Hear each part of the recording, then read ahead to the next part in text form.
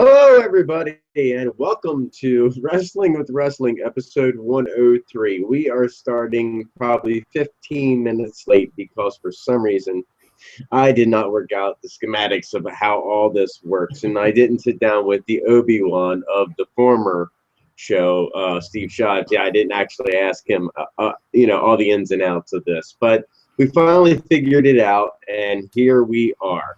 And I want to introduce to you my co-host for this episode of Wrestling with Wrestling, episode 103, a guy who the first time I met him, I fell in love with him so much that I booked a hotel and spent the whole weekend with the guy. Separate beds. Like, how you? Yeah, yeah, because I got to sleep with Steve, so because I had dibs. I called dibs. I understand. I'm doing really well, Doc. It's great to be here. I've been watching for a while, so. Yeah, and this is going to be completely different for me because Steve always really kind of broke everything down, and he's good with words because let's face it, he's a writer, so that's what he do. But we're going to try to do the best we can. We're going to talk about wrestling this week, what happened in Raw, and what happened in NXT, which I'm not really a huge follower of NXT, but I tried to kind of skim through it this week and familiarize myself with the characters of the show. Some of them I already know. To me, NXT these days seems like an independent wrestling show with a few big names thrown in. Yeah, it definitely has that feel. I hadn't watched Raw or NXT for the last couple weeks. I went back and I watched the week prior, and then I watched last night's NXT, and there was a couple spots where I'm just like, wait a minute, I don't remember these guys. So, but no, I agree with you. It definitely seems like, it's because they're pulling in all these indie guys or, even guys who have not even wrestled ever before. They're just starting. So, but I've been enjoying NXT. Yeah, we'll get to NXT after we talk about Raw. But Raw this week took place in New Orleans. Yes, New Orleans, and they're gonna make remarks to this all through the night. That they're in New Orleans. But of course, the show opens up with everybody standing on the stage. We're getting used to this, even in the WWE. Everybody opening the show with everyone standing on the stage, taking a moment of reflection, is what they called it. Yep. Didn't ring a 10 bell for this one, but it was for the victims of Orlando.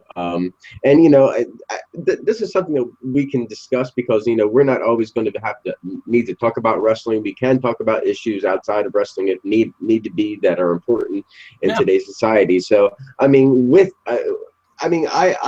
really, deep in thought over this whole tragedy that has happened in Orlando. And it was really nice to see that they paid some type of tribute in the WWE. I've been watching things from CNN and Anderson Cooper's when he went through all 49 victims, and I couldn't even make it through the whole thing without freaking breaking down and crying over the whole matter. And of course, last night for 15 hours, we had the Democrats doing a filibuster in Congress, and apparently some type of deal has been made. So we're going to find out next week, all involved with that. So, but your thoughts on this? I really liked that they did that. Part of it definitely seems like, well, everybody else is doing it, so we should do it. But at the same time, they now, over the last few years with Darren Young coming out of the closet as it is, them allowing Pat Patterson on air to kind of say, that he's been gay his entire life, even though it's, one of the worst kept secrets of professional wrestling, is from what I've always heard, is that everybody knew, nobody really cared. Yeah, so, because the inside joke was how do you get your job, it was always like, you got to the top by blowing Pat Patterson. But I think what they did was right. Save the ringing the bell 10 times for a former wrestler or someone who actually was a part of the business, but still, acknowledge that, hey, we as a company hate what just happened. We're here for you. And of course, after this fades away, we get the opening titles, and the show finally opens up with the New Day coming down. Which, of course, you should send some, unicorns and rainbows out. first. And of course, Kofi is sporting some brand new shoes. Yes. And I'm not a shoe guy, so this completely went over my head what the hell they were talking about. But apparently, it's a shoe thing. It's a the thing is, they kept going on Kofi about his white tennis shoes. These Chef Curry's, whatever they are. Yes. And all I could think of is, why is nobody commenting on Xavier Woods' boots? He was wearing the Chic boots. Well, the Chic boots are classic boots. I understand, but I mean, Xavier. I don't think they're Xavier Woods kind of boots. I mean, they are somewhat out of place. I remember the first time I saw him wearing those, and I pointed those out as the Chic boots. Those are what I would call the Iranian wrestling boot. Okay. Always got the little hook on it, but I mean, but he's kind of a throwback, I mean, he's got the up down thing, and I mean, shit, he's geeking out with the marching band trombone with Francesca. I mean, Francesca too. He's definitely a throwback, and he gets over. So I definitely think Xavier Woods work, but they were definitely busting up a storm.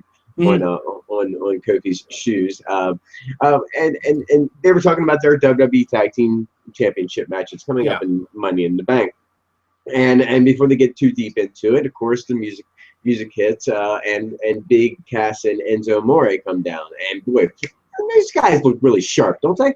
Oh yeah, I remember when I first saw Enzo in NXT, I'm just like, that hair is never gonna work.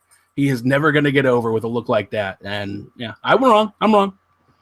He's over. I mean, I really like Enzo Amore. I feel bad for Big Cass because he's the kind of guy, the big guy that they've always gone for. He's a big guy. He looks good.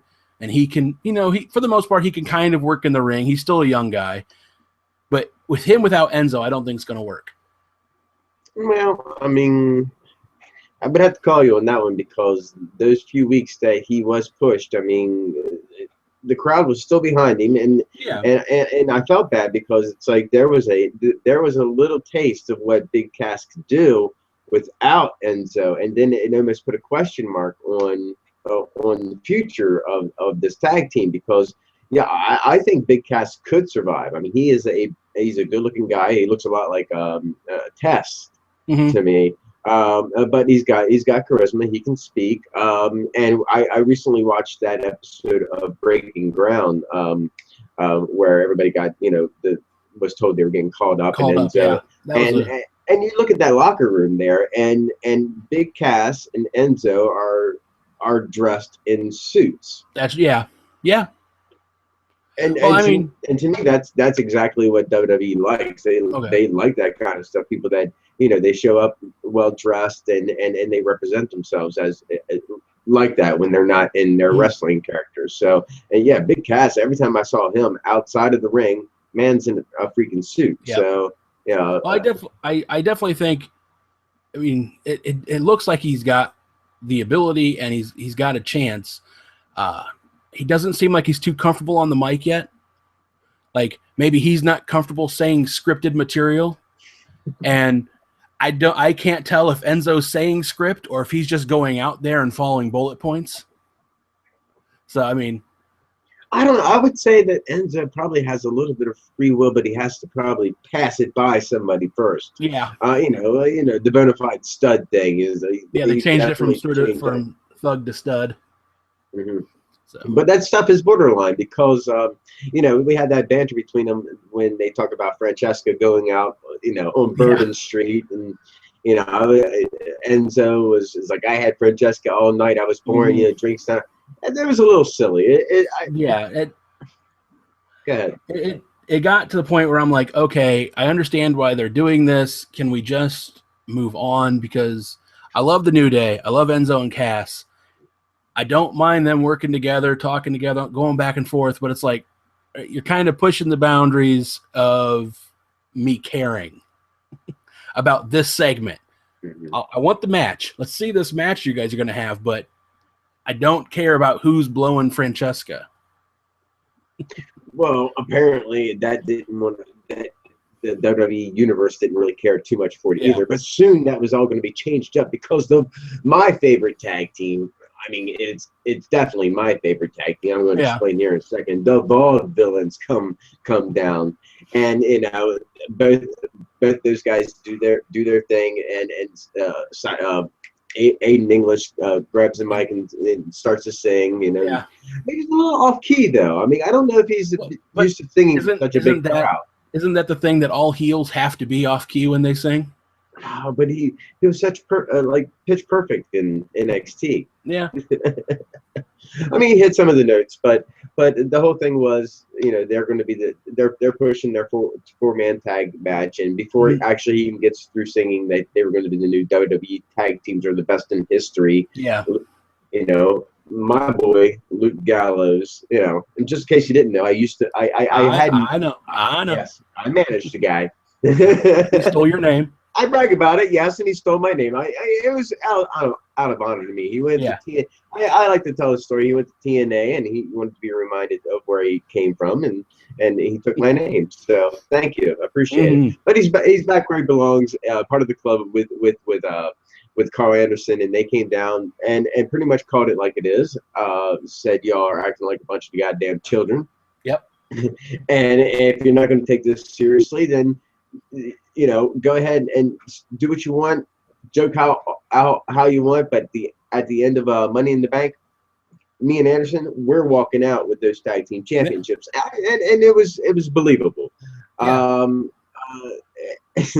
I'm really proud of what these guys have accomplished. I mean, in their short amount of time back in the WWE. We'll get into the NXT tag team division here later on in the show because there's a lot of promise there as well. But this sets up the first match of the night, which is a big 8-man tag match with the Vaudevillains teaming up with Anderson and Gallows, and of course the New Day with Cass and Enzo More. So what did you think about this opening match? I don't mind the opening match. I think like a lot of people, tired of basically seeing similar shows back to back to back. Like, okay, we essentially every match that happened on Monday Night Raw was some form of a match that's going to happen on Sunday. But I think the match as a whole, this was good. I mean, it's a 8-man tag match. So I mean, there's going to be spots they're going to try to get, and there's going to be some out of the ring work and all that. My biggest thing, really, I mean, I made notes.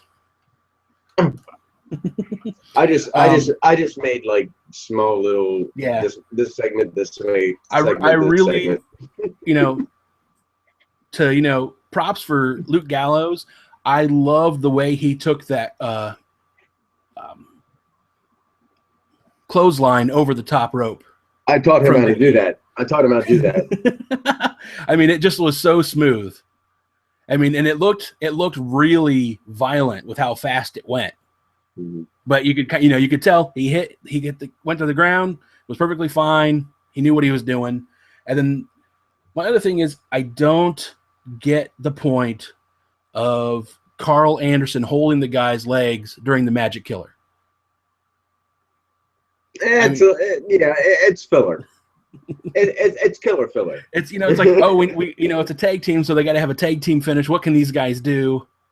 Well, it's a swinging neck breaker, and instead of having a swinging neck breaker, from the ground or the honky tonk man style, shake, rattle, and roll, it's from up here, so it's more dangerous. Yeah. But yeah, I mean, Luke gets the pinfall. Good for you, brother. Yep. If you don't believe I did not teach him how to go over the back rope, go over the rope backwards, I will be posting a video to my YouTube channel of an old battle royal that was for there's a great story behind it because it was for control of the wrestling school. You got the good guys versus the bad guys, and I decided in this battle royal when it was my time to go over that I was going to go over backwards. And if you see how fast I go over and how much force or how painful it looked when I landed, you understand, how you doing. But good for you, Luke. I'm glad you got the pinfall. We have a Shield. Then we have, of course, a Shield throwback promoting the Ambrose Asylum tonight before we hit commercial and come back to like the Make Darren Young Great Again promos. Yeah. So What do you think about these things? Well, I hate the idea that wrestlers have to have talk shows still. I mean, certain wrestlers made it work. Piper's Pit, namely, the Barbershop, a little bit. I don't like the Ambrose Asylum. I think it's stupid. But getting on to the make Darren Young great again. I remember seeing online a few weeks ago, when was Darren Young great? Because, I mean, and okay, you want to make him great. Making Darren Young great isn't him just standing in the back shooting promos with Bob Backlund. It's him getting in the ring. Have him and Bob out there working matches, Bob stopping the match, pepping him up, telling him what he needs to do. Let's do it that way. Let's make Darren Young great again by actually making him do his job.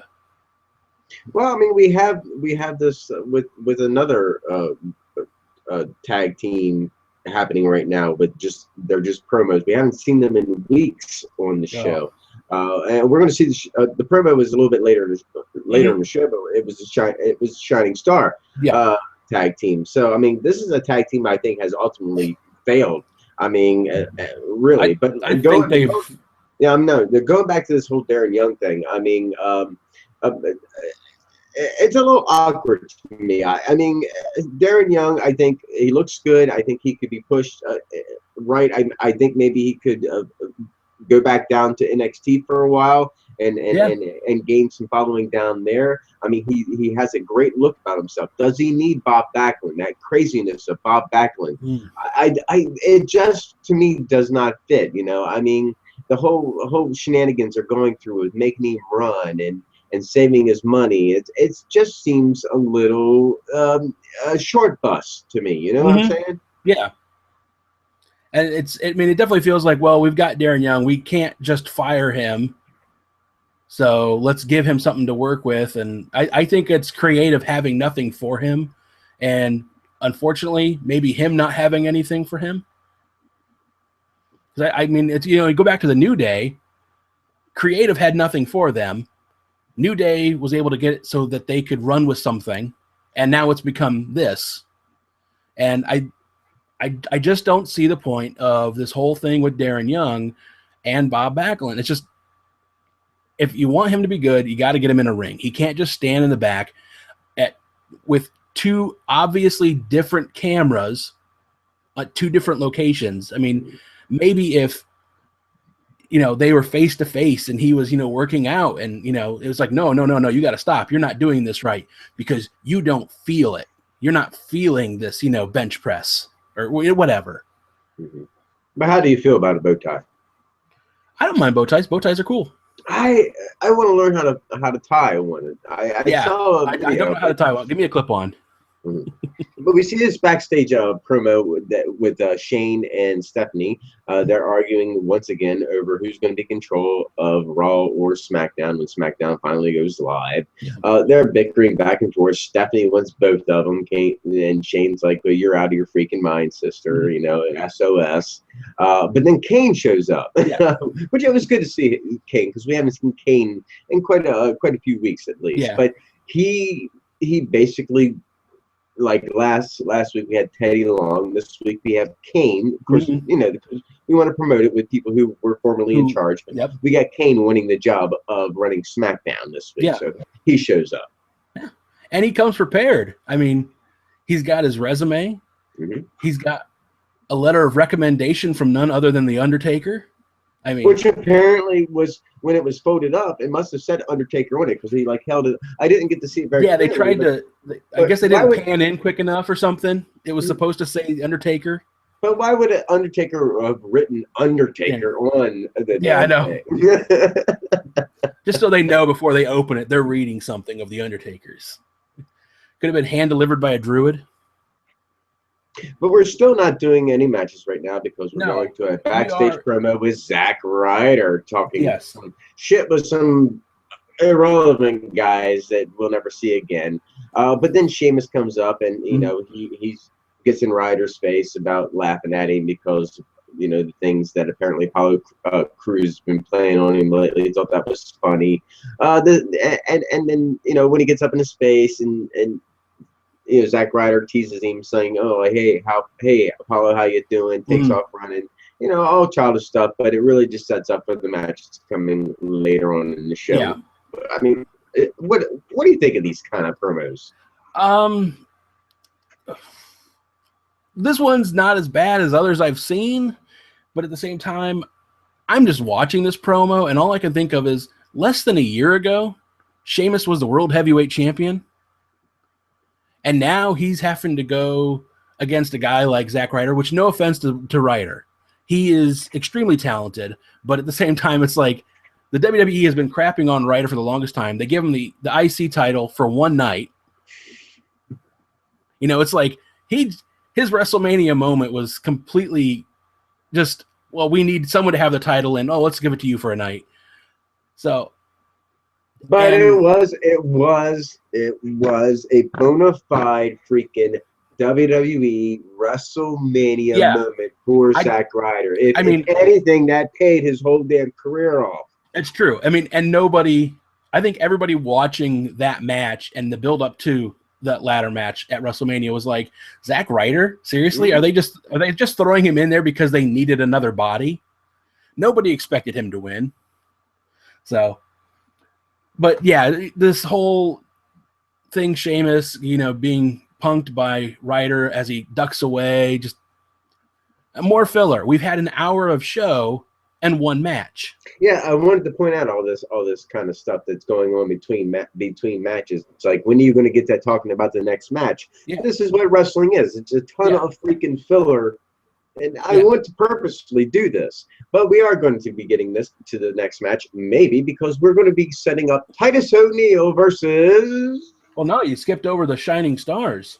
Well, yeah, we talked about the Shining Stars thing. This failed tag team that has failed in every version of a tag team they've been. I do not want to hear about Puerto Rico's beaches. Beaches. They're beautiful. I hear the beaches are beautiful in Puerto Rico. And if the beaches are beautiful in Puerto Rico, then I would be happy to come to the Shining Star of the Caribbean. No, honestly, I would like to go to Puerto Rico someday. Yeah. I would like to go to the Caribbean and visit some of those islands, and I think it would be great. Yeah. But this, you're right. I mean, this is complete fucking lame bullshit. Yeah. And what's going to happen when they come in? They're probably going to win like their first match in, and then get fed to whoever is the tag team champions, and they'll be worse than the Usos. Connor will come back, and the Ascension will beat him. Yeah. But yeah, we do move to this next match with Titus O'Neil, and he's going to be facing off against...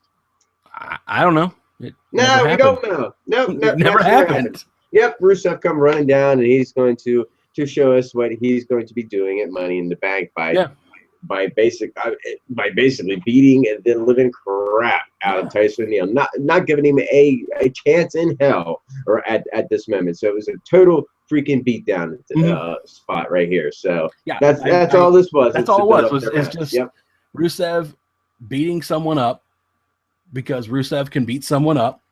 Thankfully, the person he's beating up makes sense for the match he's having this weekend. I mean, they've done it in the past where he just comes out and beats people up. So.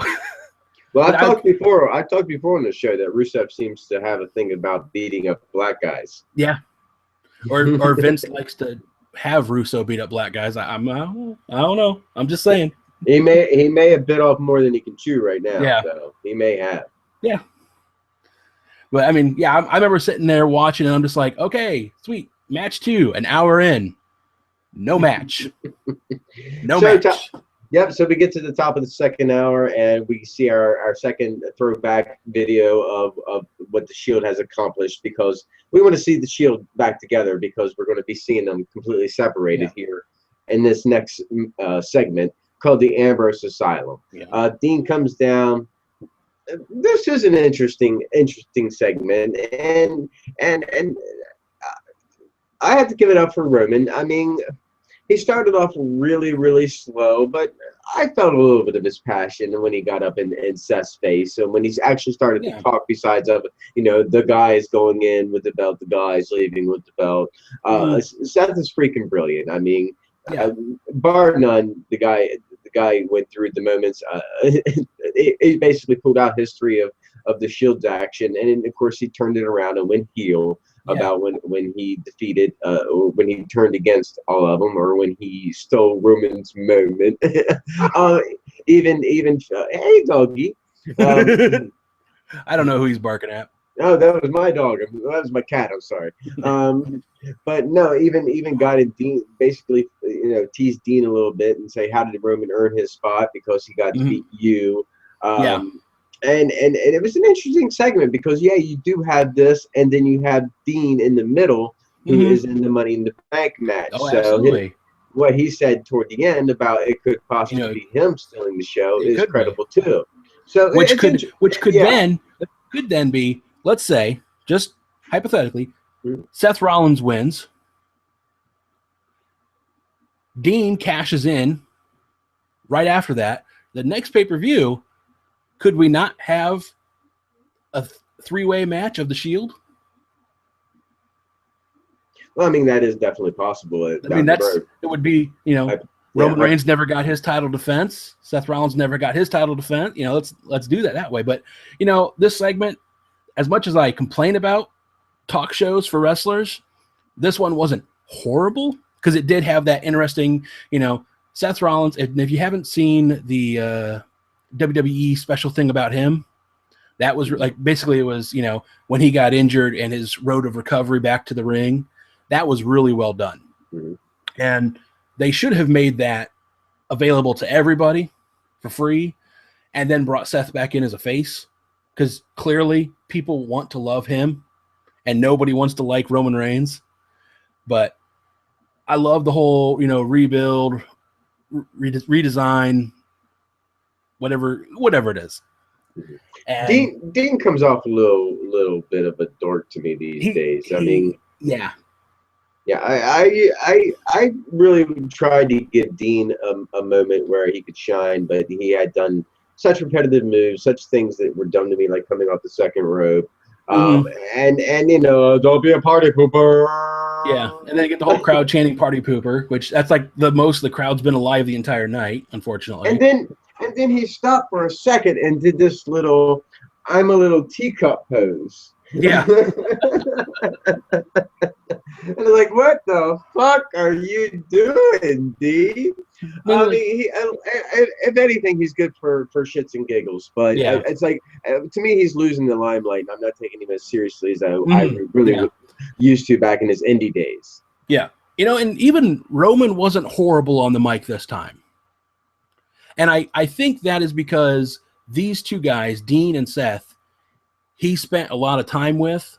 And so I can imagine, that they're, going from show to show, they're bouncing ideas off of each other. They're talking with each other, And so I think he just feels comfortable working with these two guys more than he does other people.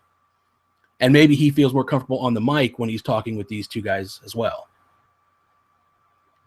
Well, after this moment, of course, we see it backstage because it all breaks down in the end, and they get in a huge fight, and Seth pushes Dean into Roman Reigns, and then that ends up getting a big brawl, and everybody gets laid out, and of course Dean fucking drops Roman, and Dirty Deeds lays him out. Basically, the host of the show has taken control, proving that what he said could possibly happen. He could walk out of Money in the Bank with that championship. But what did you do, Dean? Because when you go backstage, dun, dun, dun, Stephanie McMahon is waiting for you, and she's like, what the hell do you think you're doing? Yeah. And as punishment, tonight in the main event, you're going to be going against one of your Money in the Bank opponents, Chris Jericho, a match we've already seen. Yeah, that's why I was sitting there being like, haven't we seen this match like at least one time? Like, I feel like we've seen this. Mm-hmm.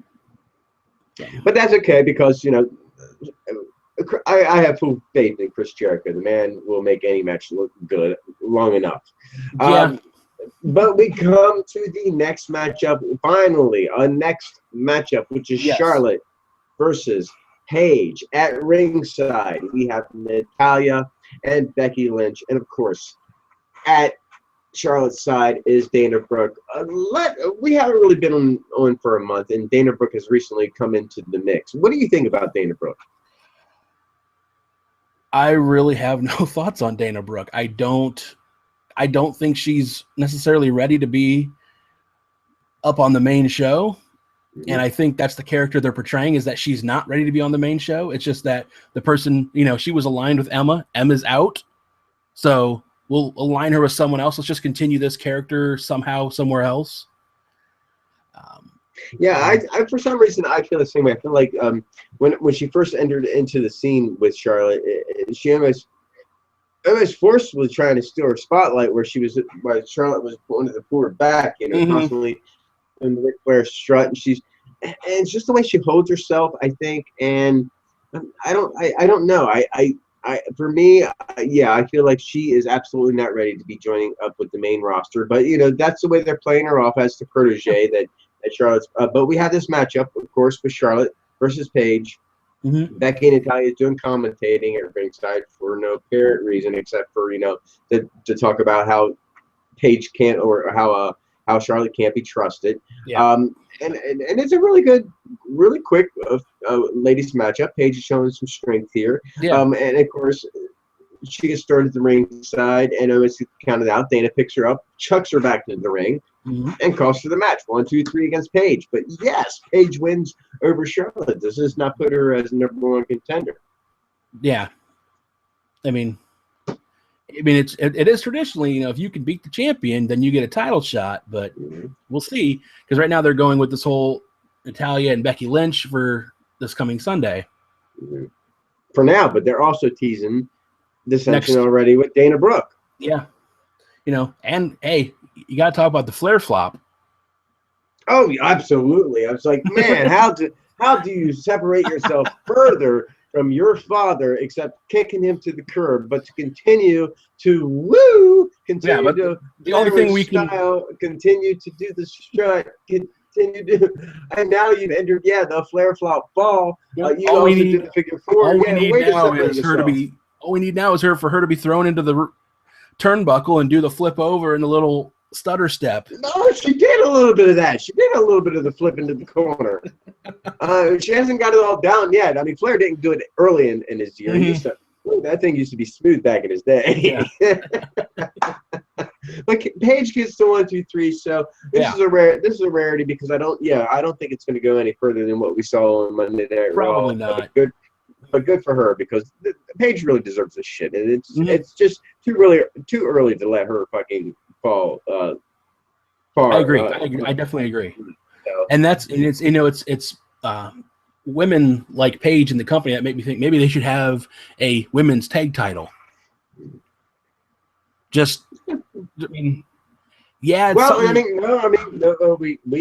got a brand expansion coming here. It's brand split coming soon. So we may see an additional women's champion. Oh my God, am I saying that actually again? I don't know. I'm on the fence about this. I mean, about SmackDown going live, because we have heard the rumors that they're going to have probably another champion and NXT call up, which is really good. So, but we're not. That's down the road. We're going to get to that, because I want to say this right now that we're talking about Raw, and we're going to be, maybe if we have enough time, talk about NXT. But I'm also going to be doing shows for SmackDown and stuff like that. So I'm not going to be literally breaking everything down into one show. I'm going to be breaking up shows several times a week. Yeah, I think trying to cover what now is going to be 6 hours if you count Raw, SmackDown, and NXT a week, not to mention the possible pay-per-view event. So yeah, it's going to be a lot to try to do in an hour or two. Well, our next segment, we see Cesaro backstage getting his interview when Sami Zayn shows up, because he figures if Cesaro needs to talk, then it's going to be obviously about the matchup at Money in the Bank, and Sami's there just to defend himself if needed. So but this is just filler, for the build up later on in the evening, because obviously we're going to get to see a matchup between these two guys, which I am super excited about. Yeah, I really like both Cesaro and Sami Zayn. Cesaro's one of those guys I hated when he came in, because you're supposed to hate him when he comes in. and he's just grown on me. Mm. I can't explain what it is. I mean, he's super strong compared to other guys his size. He's got a charisma that I think is unique within the company, and I'm not sure what it is. And Sami Zayn, his music just gets me in a good mood. Doesn't it? And and I love the whole. I mean, I kind of wish they'd kept the El Generico gimmick for him, but he wants something to go back to if he needs to go back to it. But both, I think, are incredible wrestlers, and if the WWE doesn't screw them over like they've done other guys in the past, they will be big names in the new era. Mm-hmm. Mm-hmm.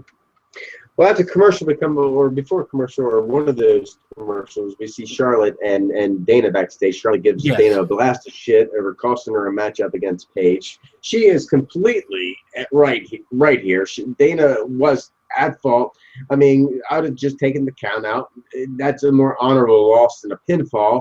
Mm-hmm. I mean, what was she thinking? Rookie mistake. Yep. Charlotte was absolutely right to call her out right here. Mm-hmm.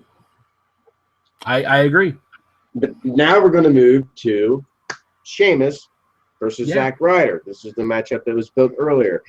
This is it's a pretty much simple beatdown. I mean, Zack had his moments. He hit his trademark moves, his Rough Rider and all that. And it just seemed like right when he was at full momentum, I missed a slight miss when I had absolutely full momentum. One slight miss, brogue kick, 1, 2, 3. I mean, what the hell? Yeah, I mean, that's like, in my notes, I'm like, wow, it's really nice to see Ryder getting some serious TV time against a former world champion. Then he looks like he botched the bro bow drop, whatever it's called nowadays. And then just that brogue kick out of nowhere. So, I mean, that was the that should have been called the bro match. Bro kick, bro elbow drop, I don't know. Yeah. But Sheamus is pissed off because Zack was playing shenanigans with him, and you don't say shenanigans. Someone like Sheamus, you never play shenanigans. And he continues his beat down upon the young Zack Ryder, and then of course the music hits. And all of a sudden, Black Lightning, Apollo Crews, goes running down the ring, full speed. The man can freaking run and delivers what I can only say a dominant beatdown upon Sheamus. I mean that's something a heel does, but but he was doing it to save Zack Ryder, so he's now a good guy. Because apparently the fans didn't get that at this point. I mean, he's facing Sheamus. If anything, Sheamus makes him the good guy. Yeah. But Kevin Owens is, of course, backstage, runs into Shane and Kane. He wants Alberto Del Rio out of the Money in the Bank match because apparently he's not on time. Yeah, he just showed up 20 minutes ago at the show, and that's just uncalled for. We cannot have someone like that running the country. I mean, to me, I think it's just like a racist ignorance upon, it's a country apart. I mean, we know how dumb Americans feel about Mexicans, and we know how we feel somewhat about, the Canadians, eh? Yeah. And imagine how the Canadians feel about the Mexicans. I don't know. but Alberto Del Rio comes showing up, and he blames, of course, Kevin Owens for holding him up at the airport for over 5 hours before he got to the show. And then they start screaming at each other in their native languages. Yep. And Kane shuts him straight up. Kane's got that, voice of dominance, which is really nice. And decides that he's going to put him in a tag team match. He has no authority here. We all know this at the time. But he puts him in a tag team match against the Lucha Dragons and says, you guys need to get along. And if you lose, Lucha Dragons take your place in the Money in the Bank. And if you walk out on each other anyway, you lose your position. So, and of course, Kevin calls him out on this because Kevin is the smart player in this game and never count out my guy, Kevin Owens. But Shane thinks it's a good idea and goes with it and books the match. Yeah. And, I don't think it's a horrible match, but at the same, I don't think we needed the whole segment of one guy yelling in Spanish, the other one guy yelling in French, and Kane happened to be the voice of reason. But it's more filler. That's all it is. It's more filler of, hey, Money in the Bank's this weekend. These two guys happen to be in it. They don't like each other, so look out for Sunday when they finally lock horns. So this next matchup has got to be probably your favorite matchup of the night, because we're going to move into Sami Zayn versus Cesaro. I mean, this definitely was a good matchup. The thing about Cesaro, though, I mean, like, The Rock threw a lot of punches. Steve Austin threw a lot of punches. Top stars throw a lot of punches. Mm-hmm. Cesaro doesn't do this. He throws a lot of freaking English uppercuts, and that to me is a little bit annoying. He needs to open up his repertoire a little bit more besides constantly doing that. I mean, don't give me the bullshit that whatever works. I would like to see a little bit more than just uppercut, some rest holds, and trademark moves out of this guy. But I mean, other than that, he flows well with anybody you put him in the ring with. He really does. He really does, and I agree. It does seem like, okay, everyone just expects him to go into I know them as European uppercuts. Is there a difference? Yeah, I would call what he does a European uppercut as well. Yeah. I mean, so everybody wants to just see him do that or do the big spin, and he's getting to be, I don't want to say a gimmick wrestler, but if everybody just wants to see him doing European uppercuts one after another and then the big spin, I don't think he's being used right, even though this was, I think you're right. Looking at the notes, this is probably my favorite match of the night. It at least had two of my favorite guys in the company currently going. So, and I don't know what that move is called that Sami Zayn hitting with at the end. I mean, to me, I would call it like I don't know, like a flip sunset or a flip power bomb. I don't know what the fuck it is, but it looks so sweet. But yeah, 1, 2, 3, good win for Sami Zayn. He just beat James Bond of the WWE. Yes, he did. And I made a note that since the first match of the night, this is now technically the 5th match. The second one never happened. This is the first entrances we have seen the entire night. Mm-hmm. Which I'm like, are they cutting back on pyro? Are they trying to save money for something? Well, that depends, because some buildings, and I don't know what the regulations are in New Orleans, but I know that I've been at the Baltimore Arena sometimes where they don't set off pyros because of building codes. So I didn't even think of that. That's a good point. There are certain buildings they can't set off the pyros like that. So it all depends. Okay. We move into the contract signing of the match that should be a WrestleMania match, but we're going to put it for you at Money in the Bank for some reason. Yeah. John Cena versus AJ Styles. John Cena comes down. He's got 2 contracts on the table. What contract's going to be? It's going to be him versus AJ or him versus the club. And it's a good promo here. I mean, John Cena really spills it out to AJ, but AJ really cuts back on this promo. Go ahead, give me your thoughts on it. They kept saying this is the big question that everyone's been asking, and all I can think of, it's the big question that no one seems to have ever asked. I have never wanted to see John Cena versus AJ Styles. Maybe I'm alone. I didn't get what they were trying to go with the 2 contracts. Maybe I missed something when Cena was talking, or when he and Styles were talking. I saw 2 contracts. I was like, okay, so they're going to sign 2 copies of the same contract? Like, what's the point here? It's an integrity test. That's all it is. He's looking at AJ and says, what kind of man are you going to be? It's an integrity test. Are you going to be the guy that comes and faces me one-on-one, AJ Styles versus John Cena, the match that everybody wants to see, and everybody does want to see. John Cena is the man. The points they made to build this matchup are valid. I love the way they're building this match. And, of course, here's the easy way out. This is the way you definitely secure your win. Mm-hmm. And if this is the way you want it, then we're going to sign it this way. But then that's the legacy you build for yourself. So that really is the integrity test, and he put it to the freaking point. I really put it in AJ's face about this. AJ got up, back up in John Cena's face saying, look, if I'd have been – well, let me try to do it AJ style. If I'd have been here 10 years ago, if they'd have signed me 10 years ago instead of ignoring me, there would have been no John Cena. There would have been no movie stars. You'd have never been on top. There would have just been AJ Styles. Man, I have so much charisma and so much talent. There would have never been you, baby. Yeah. But I mean, and he has a freaking point. Oh yeah, I definitely. I mean, but the same thing could have been then said for John Cena, because I think John Cena does have a talent for being in the ring.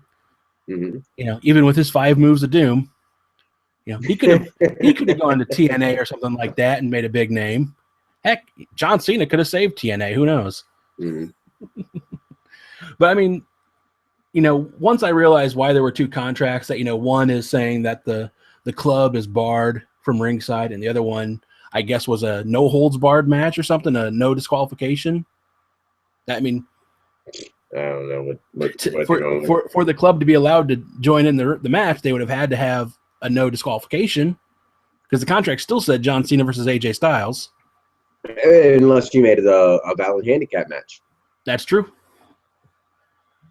But anyways, AJ makes the right decision, and he signs the contract, and basically looks right at John Cena and says that what this means is that my time is now.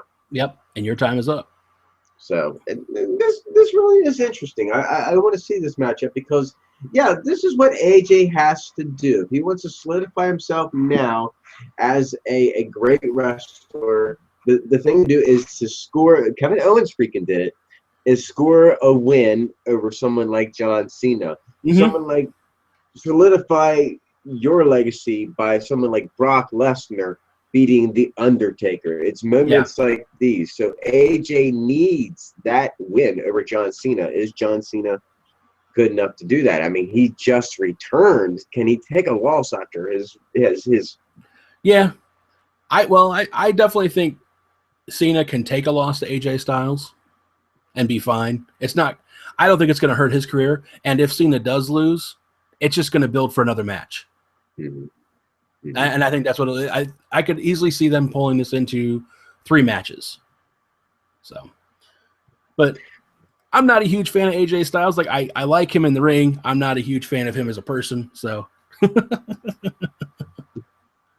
have a picture with him somewhere and some autographs. Yeah, some autographs. He signed his toy for me. And it was a toy. Anyways, our next matchup here is going to be Alberto Del Rio and Kevin Owens going up against the Lucha Dragons. As it was stated before, they cannot lose this match or the Lucha Dragons will win. And there was a lot of heat going on between the two in this match, and it was brilliant. I love the way they worked it. They did not want to work together. They would not be a cohesive team. It was good stuff. They were fighting each other more than they were fighting Sin Cara and Kalisto. Or Kalisto, whatever his name is. Kaliko. Kaliko, yeah. Okay. Is it Kaliko? No, I agree. I agree. I loved how they played back and forth with each other. And at times I was just like, would they seriously think of replacing Alberto Del Rio and Kevin Owens, at the Go Home show with the Lucha Dragons? I mean, it doesn't seem like a smart move, but the idea of having the possibility maybe is a smart move. Yeah, they're only going to shock you once in a year. We already had Zack Ryder at WrestleMania, so that's it. Okay? Our hearts can't take it. Yeah, wait till next year. We have one surprise a year, and that's all you get. Next year, The Undertaker never lost. But of course, through all this, my boy Kevin Owens proves why he is going to win. That's why he's going to win Money in the Bank. I said it first before we do any of this. He's going to win Money in the Bank. Gets to 1, 2, 3 and saves their position. Not just his, but he saves a job, saves you a job, Alberto Del Rio. Just think about that. He's got you a job. Yeah. Saved your job. Save your job. Good stuff by Kevin Owens. But we're going to move into a backstage segment where Kane and Shane and Stephanie are all talking about this whole Kane taking over SmackDown. They put it to him straight and says, we don't want crazy on the show. Yeah. Sorry, we've had our fill of crazy. So he's not going to get the job. But at this point, everybody seems to be barging in. Sammy wants to do commentary on the main event, and then Kevin says, if you're going to do it, I want to do commentary on the main event. Cesaro ends up getting in it, and he ends up being the ring announcer. Alberto Del Rio wants in it, and he ends up being the timekeeper. But that leads us to our main event of the evening. Finally, Chris Jericho versus Dean Ambrose, part 3. Yeah. Or 4, maybe. I'm not sure. I don't know. I honestly don't know anymore. Not counting house shows. Yeah. But no, I mean, I thought this was a really good match. There was good. I mean, altogether, there was enough entertainment around the ringside, and not just that, but Dean Ambrose and Chris Jericho. Chris Jericho is a true performer in the squared circle. So no matter who he's in there with, it's always going to look good. He sells well. Everything he delivers is solid. Dean Ambrose lately. Here's the thing that's been bothering me. He goes for what I call the false dirty deeds move. I mean, you've probably seen this, right? It's like where I'm going to go for the dirty deeds, but this isn't the part where I get dirty deeds, because when he gets dirty deeds, he reaches up and he grabs it and he drops it. But when he doesn't get dirty deeds, he just reaches up straight up in the air, like like show fingers, like okay, I see what you're saying. He don't even struggle; it just goes straight up, like and he stops. And that drives me freaking crazy. I'm like, at least try to act like you struggle and not get it. It just, I know it's a brief moment, but it was fucking. I mean, it's clear to seeing what you're doing. Another thing I completely hate that's driving me nuts are replays. Like when someone gets a really hard hit, like a kick or something, you're like, one of those things. And then fucking they play it back, and it's like Michael Cole says, take a listen to that. Listen to that kick. And it's like, oh my God, are you kidding me? Oh, it drives me absolutely crazy. But no, tight match up here. Complete breakdown at the end of the show. Which you knew was going to happen. Yeah, Dean gets the dirty deeds on Chris Jericho. So, yes, I mean, that's a decisive win in their feud. So even after Money in the Bank, they're not going to face off. At least I don't think so. Face off again. I think that was the end. I think that was the end of their feud. So, but we had complete chaos that breaks out. Go ahead. Yeah. Well, I noticed, your favorite thing about Dean Ambrose is little off the second rope bounce back. He went like more than half the length of the ring to get that little bounce back. Like I mean, I don't mind it when it's like, a step back into it or something, but when it's almost the entire ring length and he stumbles back into it, it's like, all right, now you're just doing the spot to get to do the spot. You're not trying to make it look good. But I loved Owens being Owens at commentary. I mean, that's all you could say is just, he might be the most honest person on the mic. I mean, I don't know if he's getting fed to me, it just seems so natural coming out of his mouth. It flows so well. Yeah. I mean, the way he speaks, whatever banter, whatever promo he's doing, the way he's like talking back and forth with him and Sammy, and of course, those guys are great friends. It's just like if you and I were sitting in the room, we're going to sit and talk and open up, and we can rib each other all damn day long. If we got a thick skin, if we got to act like we're angry at each other, those guys have known each other for so long. So it's just that banter between them is really, really good. And of course, it all breaks down. Everybody gets their moment to shine. And of course, at the end of the show, Y2J, after everybody's been beaten down, he grabs a ladder because he wasn't in the melee. I mean, that's a smart guy right there. He knows how to avoid the freaking fight. It's like, I lost the battle, but I'm not going to get into this war right now. And of course, at the end, he shines by climbing up the ladder, grabbing the Money in the Bank, and giving us that big old Jericho smile. Which is probably the only person in that match that will not have a chance of being the winner. If they give Jericho the briefcase, that's a bad move. But I was very... He created it. He created Money in the Bank. Are you kidding me? I was very impressed with Cesaro doing the rebound European uppercut in a suit. Oh my God, and his sunglasses too. And his sunglasses. I was just like, wow, that actually worked. Yeah, I couldn't believe I was waiting for sunglasses to get knocked off his face, but it just didn't seem to ever happen. Or his suit, or a suit to rip off one way or the other. It it looked like he was trying to loosen up, maybe like he was going to rip it off. Mm-hmm. And then just went with it. Yeah. I do recall a false step during the women's match where I think that they were going to go for a small package early when Charlotte was going for the figure 8 because she put her head down really quick. Okay. And instead, Paige just walloped her, and then they went for it again. They went for the small package. So it's like, to me, that's kind of one of those things where you didn't get where you were going, so you just improvised and got up and did it again. But I thought it was really good. I mean, there was a lot of filler. This is a build-up week to Money in the Bank. But to me, it was just a regular Raw. Nothing too exciting. Yeah. I did think the Sami Zayn match was probably the best one of the evening. I really enjoyed Dean Ambrose and Chris Jericho too, despite the breakdown at the end. We did have a decisive victory there, so that was really good. So to me, it was probably about I'll give it a B- for all. Yeah, I agree with that. I'll round up to a B-. There you go. I mean, I think for the Zayn Cesaro match, it's not the best match they've had on WWE television. So, but was both those guys work really well. Like you said, Jericho being a veteran, and how long he's been in the business, he can probably work with anybody.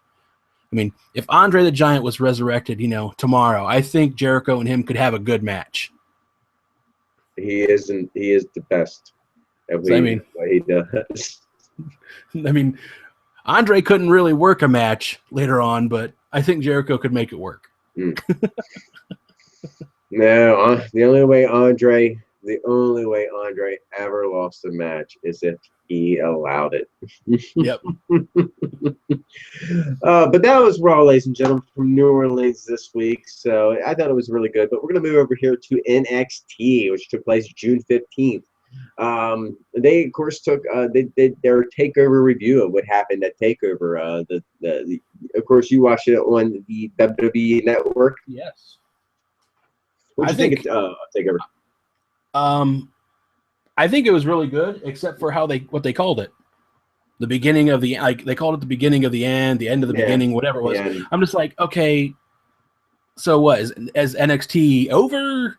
Is NXT having a new era with basically all the same guys? Like, what's going on? But that show itself was really, really good. Sadly, I would have to say probably the worst match on that show, the special, was Asuka versus Nia Jax. And that was still a really good match. I mean, it was still a good match. I didn't quite understand what they were going for with Nia Jax screaming at the end when she could have just stood up and demolished Asuka like everybody expected. But, I mean, that was a good show. I loved the steel cage match of Finn and Samoa Joe. I wanted a coup de grace off the top of the cage just because I wanted a coup de grace off the top of the cage. Kind of back in the day when it was Jericho versus Bray Wyatt, and Jericho could have he was up there on top of the cage. He could have just climbed down and won the match, but he's like, nah, screw it. Body splash. And I would have loved to see that out of good enough Finn. For Snuka, I'm gonna do it too. Fuck it, I'm gonna have my moment off the top of the cage. I'm 40 years old. I can do this. But I would kind of like to see, rather than going for the win, going for the punishment kind of idea from Finn. Like, I'm just going to punish you for taking my title. How dare you? I would give it up to the tag team match at the beginning of the show. I do love great tag team action. And I think maybe the moniker here or at least the slogan of the end is something that maybe that there are going to be maybe some call-ups real soon, especially when SmackDown goes live. Oh, yeah, they're going to have to fill that roster, I think. And I can see something like this coming as we talk about. And like I said, I just viewed this. A lot of these guys are very foreign to me. But let's get into NXT. The NXT episode 340. We open up with the Authors of Pain, who apparently came out last week and put a beat down. At the special, after American Alpha lost the titles, these two guys in black come out and beat them up. And we're just like, okay, you just beat up the guys who just got beat up. Shouldn't you beat up the guys who just won? show like, yeah, these guys are the champions, and we're going to beat up the champions. And you didn't know who they were. All you knew is they had Paul with them. That's the only thing that mattered is Paul Ellering was with them. Yeah, but so many people I saw online were like, who is that guy? Yeah. And I'm like, I know who he is. Come on. He's Paul Ellering. It's like was the Road Warriors, Legion of Doom, whatever you want to call him. Mm-hmm. Well, I mean, you're gonna get into this with wrestling. I mean, you as you get older, you talk to people who don't know what kind of music you're talking about. They don't never seen movies that you've seen. They've never watched television shows that you've seen, and they've never seen wrestlers or managers that you've grown up watching, and you're going to get into that. Yeah. But it was really good to see Paul Ellering back and at least doing something with NXT. So I mean, the guy's a wealth of freaking information. He absolutely is. And he knows tag teams. Mm-hmm. So hopefully he books these guys. But we have this opening matchup with the Authors of Pains against guys. Local talent. They didn't even give them names. They kept calling them their opponents, his partner. They did not even register names of these guys. It's just local talent tag team. Which they're probably two guys who've been working, or they were probably called for a tryout. They did a tryout, and then WWE's like, hey, let's just put you, as your local talent so you can get some TV time, see what you look like out there, and it's going to be a squash match. You're going to get squashed, and I don't like the name Authors of Pain. No. Like it just, okay, are these guys writers? Is that their gimmick? They're writers, and they like to write about painful things? Yeah, they create pain. They are the authors of, I don't know. Yeah. But to me, it's like, is Dwayne Gill sitting home right now going, look, at least I got my name on Superstars. They would print it up there, remember? But these guys that was the thing to me. It killed me. I know what they were doing. It was a complete squash match to build these guys up. Yep. And it's good. It's a tag. They need to build up tag teams in NXT right now. But after this complete squash, we see some segments, but we're going to basically cover the matches here. We got Carmella versus Tessa Blanchard. Carmella is looking fine. Yep. I don't want to be sexist here, but fine. God damn, she looks good. And she's got tons of freaking charisma and talent. She absolutely does. And it's not going to be long before she's going to be challenging Asuka for that heavyweight championship. But yeah, but let's talk about Tessa Blanchard. I mean, also a very, very strong. I don't know if she's related to a Blanchard somewhere along the line. Her father was Tully Blanchard. Tully, okay. So yeah, I'm not very familiar with the NXT. I believe, I think they did a Four Horsemen's table of three, which I don't understand how you can do Four Horsemen's table of three, but and Tully was talking about his daughter and Rick's daughter, and Arn's there teaching them now. Okay. So. Okay, yeah, you learn something every day. See, not even I, because I'm basically ignorant to it. Don't even ask me about actually DNA. Watch more of the non-in-ring stuff on the network than I do the in-ring stuff. So. I'm definitely trying to get to watching more of this. I mean, don't even ask me a TNA question, please. But yeah, I mean, Carmella gets the win, tap out with the Code of Silence. It's a really nice submission move. So it looks really strong. But then we get this tag team that I've never seen called TM61. Mick Miller and Shane Thorne going up against Blake and Murphy. Of course, they've had their troubles here recently with not being a really strong tag team, and it shows here. I mean, these guys are hot. I mean, to me, this is the new American Alpha when American Alpha gets called up. But TM61. Yeah, TM61 is I think a really strong tag team. I'm definitely looking forward to seeing what they can accomplish here in NXT. Their showmanship, their moves, it's all freaking beautiful poetry. I definitely see a huge future for these guys. And putting Blake and Murphy in their path and getting the win over these guys, an established tag team from the last year or so. Yeah. With a move called Thunder Valley, I believe. I'm really going to keep my eyes open for these. For these guys, I really like them. Well, I apparently I missed something on them. I thought they were doing just fine, but I wasn't overly impressed with them. And Well, it was like an indie tag match. If you were to break down to like just any indie tag match, this was the standard matchup for this. I mean, yeah, that's what it was, but it was well done. I mean, that's what I'm saying. I'm sorry. Go ahead. The guys on commentary did say, that that TM61 have really been working on the indies. You just wait to see what they do here in NXT. And so I'm sitting there like, man, I haven't watched, a couple weeks prior to the special. Did I miss these guys somewhere? But no, this was their debut match, apparently. And I think the one guy is a little skinny, but for Vince's likings. Finn Balor's a little skinny. Aiden English is a little skinny. And yeah, he is the Sheamus twin who didn't get to eat the food. But what's in the future for Blake and Murphy? We definitely see this team that's going to be exploding here soon. Yeah, there's definitely going to be a split. But that moves us into our next matchup, which is nice. Besides just advertising what the fuck's going on in WWE for the weekend and stuff on the WWE Network, they really do try to stick to fucking their wrestling program. They do, which is nice. So we get Ty Dillinger versus let me see if I see this right. Andrade Cien Almas, I believe his name is. I believe I said that right. Yeah, I think that's about as close as I could get. But this is, of course, this is a rematch from TakeOver. Yep. But it was even better.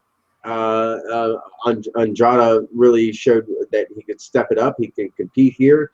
I'm not exactly sure. I remember them signing him, and I'm being ignorant to say where he's from. But I did love that whole mugging move that he pulled in the ropes, where he, it looked like he was doing the 619, but he just stopped there and he GQ'd the shit. Yeah. I was like, man, that is brilliant. I think maybe you could probably tweak the gimmick a little bit, but I definitely see this guy being a huge star as well. But Ty Dillinger, I mean, 10, 10, 10. Is it time to get that 10 up? I think it is. I definitely think it is. I never liked it. I didn't get it. I don't think it really ever got over until maybe recently. I mean, the crowd's at least doing it. So if that's over, or the crowd's just wanting to get involved, so they're involved, I don't know. I'm actually surprised WWE didn't make these guys a tag team. Because I could see, I think the biggest issue they have is that they are the same personality and they're clashing. So, but I definitely think it was a good match. I agree with you. The little GQ on the ropes, that was funny. And it was basically the same outcome as the special. Cien wins. Yeah, I mean, there were several moments in this match where he mugged straight to the hard camera. Oh yeah, and I definitely love that about him. So yeah, I'm definitely going to keep my eyes on him. He won with running knees straight to his head in the corner. So and got the pinfall on that. Moves us to our main segment here, which was the promo with Finn Balor, asking everybody what's next for Finn Balor, and talking about all the fights and his battles and all that stuff and what's next. And of course, we find out after he asked us several times what could possibly be next, as Shinsuke Nakamura comes down, which I love this guy. I'm completely marking out for him time and time again, not just his wrestling ability, but his rock and roll genre style that he brings to the ring. I mean, I can think of when I see Nakamura walking and kind of strutting in the ring or doing his thing is he is the Mick Jagger of professional wrestling.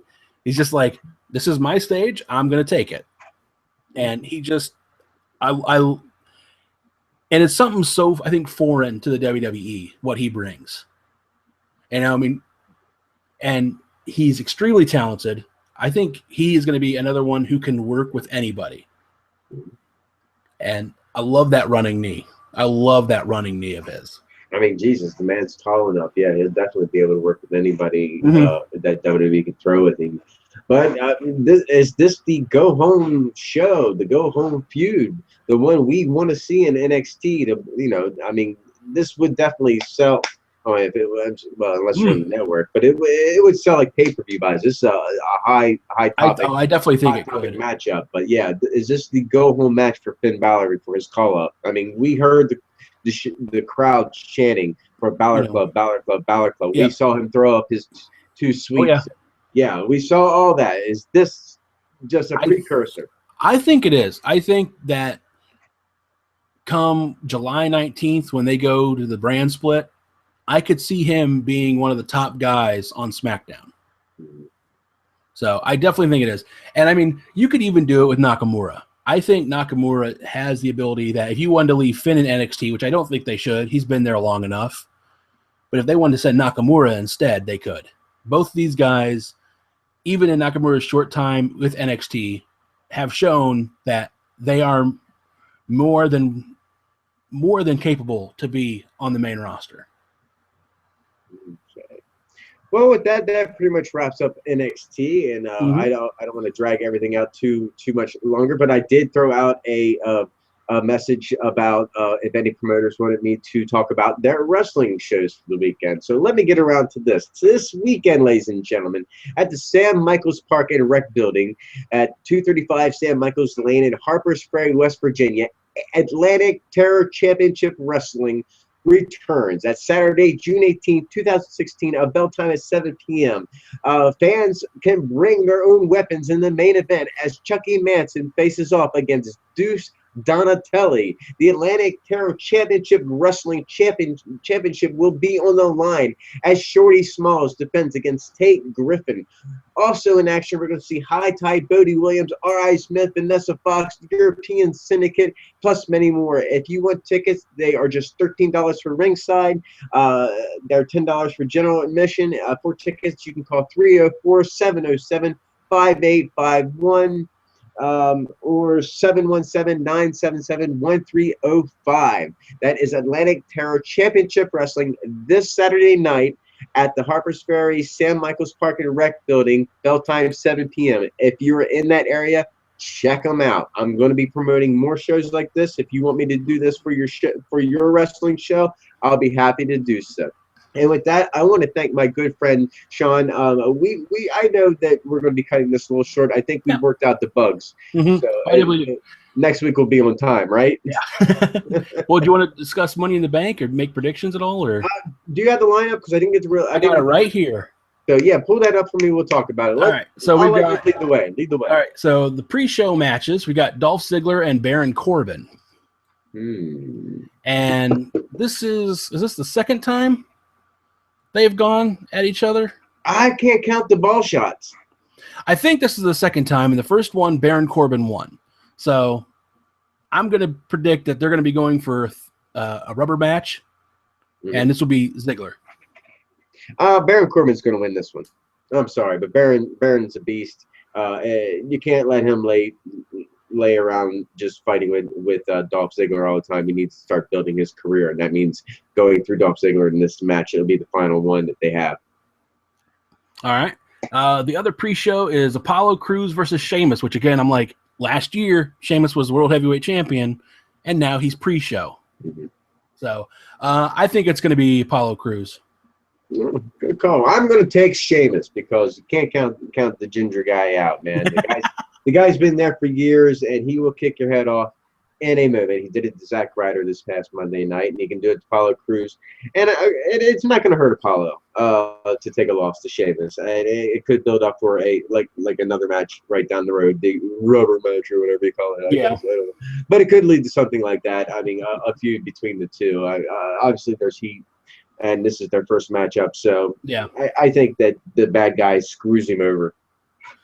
All right, we have the Fatal 4-Way Tag Team match, New Day, which this is saying Big E, Kofi, and or Xavier, Carl Anderson and Luke Gallows, Enzo Amore and Big Cass, and the Vaudevillains. This is hard. It is hard. As much as I want my buddy Luke and Anderson to win, I really do. And I want the Vaudevillains to win. Jeez, Pete. I'm going with Big Cass and Enzo. I'm keeping the good guys here on this one, but I think that they're going to take it. Okay. See, I think the New Day have had the titles long enough, so I don't think the New Day are going to retain. Mm-hmm. I don't think the Vaudevillains have it yet. I'm going to go with Luke Gallows and Carl Anderson. Cool. Hey, talk about this next matchup. I got to make a real quick run. I'll be right back. All right. All right. Just keep going. All right. Then the next match is Rusev and Titus O'Neil. As we saw on Monday night, Rusev beat Titus down, and I think that's going to end up with Titus winning. Let's see what Doc thinks when he comes back, if he comes back. I don't think he's coming back. All right, well, then we'll go to the tag team women's match, Charlotte and Dana Brooke versus Natalya and Becky Lynch. I believe this will be Charlotte and Dana Brooke winning with a cheap win, a cheating win. Waiting for Doc.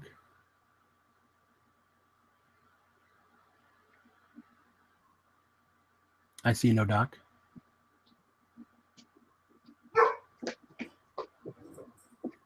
Ah. All right. What match were you talking about? I had to pee so bad that I ran my damn kilt off me. Oh, geez. I understand. I said Rusev versus Titus O'Neil. I picked Titus just because of the squash. I think they're going to try to go for the first singles win or first singles championship for Titus and a happy storyline after the beat up.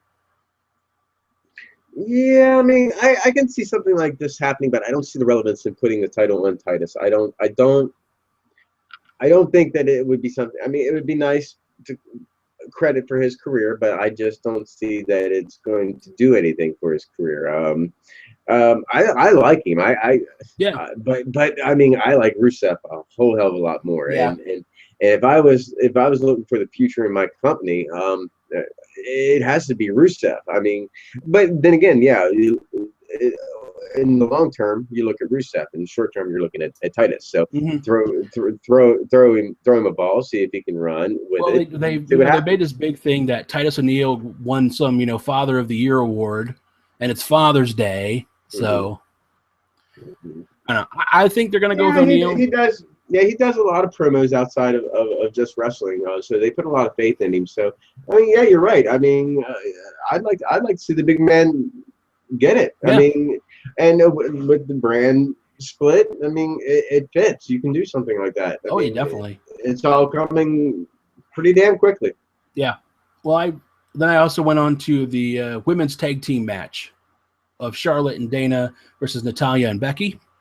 And I'm going to go with Charlotte and Dana getting the cheap win. Like, they're going to somehow cheat and get a win.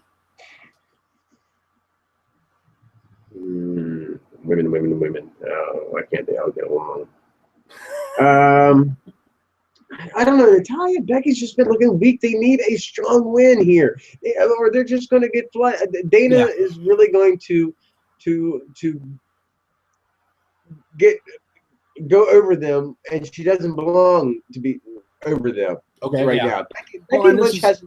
Becky Lynch is freaking drowning. Natalya has drowned a long time ago. Yeah. And Becky Lynch is drowning.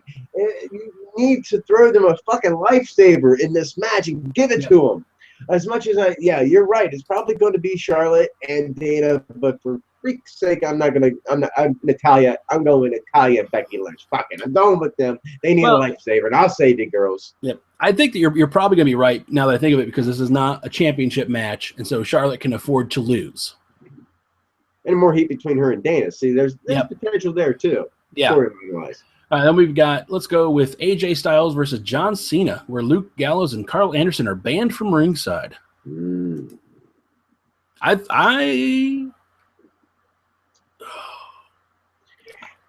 What do you think, Doc? I'm going with AJ Styles because Luke Gallows and Carl Anderson are barred from ringside. Oh, I see how. You see what the Doc is cooking? Yeah. I think I'm going to agree with you that I think they're going to put Styles over Cena because they're going to start. I think for the most part they're going to start using John Cena as the guy to build guys. Because Cena can take a loss now to just about anybody, and it's not going to hurt his career. He's a 15-time champion, so this is one we're agreeing on. Styles. Yeah. So, but how do you think that's going to break down? When I say, the Carl Anderson and Luke Gallows can't come down the ringside, they're barred from ringside. Yeah, that doesn't mean new members of the club. New members of the club could. Yeah, new member of the club could come down and cost John Cena the night. That would be interesting. Definitely. All right, then let's go to the Money in the Bank ladder match with Sami Zayn, Cesaro, Jericho, Dean Ambrose, Kevin Owens, and Del Rio. I think I know who you're going to pick. Is it Kevin Owens? You're damn right it's Kevin Owens. I mean, there's no doubt about it that Kevin Owens, one of the best speakers and one of the guys that can take that Money in the Bank and tease it. I mean, the guy who would be able to tease that he's going to cash that in time and time again and pull that. I mean, this is the guy that will be able to sell that briefcase just the way like Seth Rollins did to make him the superstar that he is. I mean, Kevin Owens is a superstar ready to explode. Oh, yeah. Going to get that Money in the Bank briefcase. Sammy's going to get there regardless. He's good enough. Oh, yes, he is. Yeah, and so is Cesaro. Kevin's just got something under him, ready to fucking just ignite him, and he's going to freaking take off like a rocket, man. He's going to be your guy. So, yes, Kevin Owens is going to take that Money in the Bank, and it's going to be the right move there. I want to say Owens because I completely agree with you on that. To me, he's like the logical choice to win this, but I'm going to go for what I think Vince's wet dream is going to be, and Dean Ambrose. Oh, Dean. Yeah, because then you got the potential of the heavyweight championship. Yep. And that leads us to the what'll probably be the main event of the night, Roman Reigns versus Seth Rollins. They don't really sell it like that, though, do they? No. I mean, it doesn't feel like it's like it to me. It doesn't feel like it's a main event match, mainly because Reigns is in it. I mean, you got Seth Rollins and Reigns, but you got that huge Money in the Bank match that they're really pushing, and all the characters are in that. You have the match of the century of AJ Styles and John Cena. So you have these two matchups that you're really interested in seeing, and then you have this third matchup, which you're glad that Seth Rollins is back. Yeah. And sad to say, I think it's going to be Reigns winning. I know. I feel so bad about that. It's like, in order to solidify his dominance as a champion, as the guy, it's a smart move to go get over on the former champion, especially the guy that's up in your face saying, I never lost that title. So you have to beat me in order to prove yourself that you're better than me. I allowed you to win that because if I was still here, that shit would have never happened. Yep. But the whole thing is then you got to be like, okay, what does that leave for Rollins in the future to be doing? He came back from injury, doesn't win the championship. He's got to start all over again now. So, but I'm going to say it's going to be Reigns because if you're right and Owens wins the briefcase, they're going to try to push Owens against Reigns to make Reigns look even better on the mic, which is not going to work against Owens. So, who do you think, Reigns or Rollins? Oh, I'm going with Reigns as well. I love Rollins. That guy's is going to turn out okay. It doesn't matter. Yeah. This matchup is irrelevant, and gold belts around his waist are also irrelevant. We have a brand split coming, so don't worry about that. So losing to Roman, I mean, if this is what if I'm going to eat potatoes every night, I guess I'm going to have to eat potatoes every night. And that's Roman Reigns to me, and I'll give it up to him. He shows promise. At least this week, he showed a little bit more passion than normal when doing his promos and everything like that. So when Roman has his moments, I give Roman his credit. But oh my God, he's a washy, rinsey, repeat kind of guy. It drives me fucking up a wall. People like John Cena. Those guys are you're cookie cutter fucking wrestlers, man. I like people that think outside the box. That's why I like people like Seth Rollins. That's why, I know Cesaro's got something special. I mean, that's why I like people like Jack fucking Swagger. Oh, yeah.